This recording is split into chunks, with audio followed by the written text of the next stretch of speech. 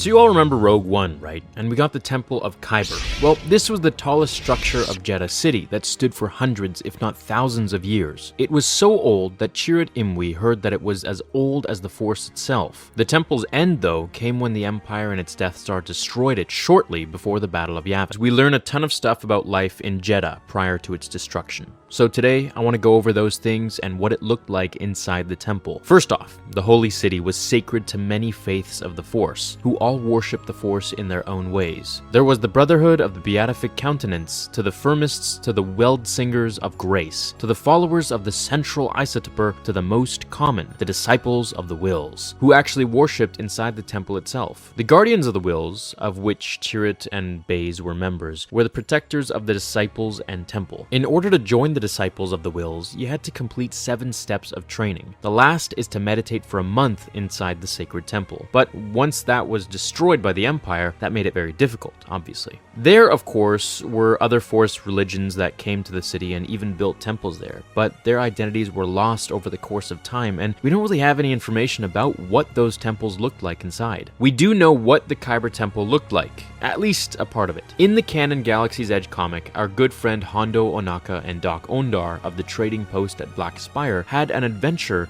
in the Kyber Temple. They somehow get inside and see massive jagged Kyber crystals coming up from the ground and down from the ceiling everywhere, as if the temple itself was built inside a massive Kyber geode, which would be pretty sweet if you think about it. While they're inside, a Guardian of the Wills stops them in one of the sacred tunnels. It turns out they were there to steal one of the sacred relics, and Hondo says he doesn't want to be butchered for blasphemy by some angry monks, where Hondo stuns him. Later, they are fired upon by other Guardians with their handcrafted light bows. While Hondo injures them, Doc Ondar finds a Kyber statue of a Jedi being surrounded by some sort of dragon-like creature. This statue is just one of 2,304 statues made entirely out of Kyber inside the temple. Doc Ondar says this particular statue must be at least 2,000 years old, based on how the Kyber was growing at the base, and that a Jedi must have hand-carved it with his lightsaber. Doc grabs a lightsaber and cuts the statue from the base, and they run off. The tunnels start collapsing from all the fighting, and they think they've escaped until Chirrut Imwe himself steps to block their paths. He says he can't allow theft in such a holy place. Hondo tries to fire on the blind man, but Chirrut is the coolest dude and easily overtakes them. It's then that Doc Ondar tells Chirrut that he's only seen one statue like the one he's taking,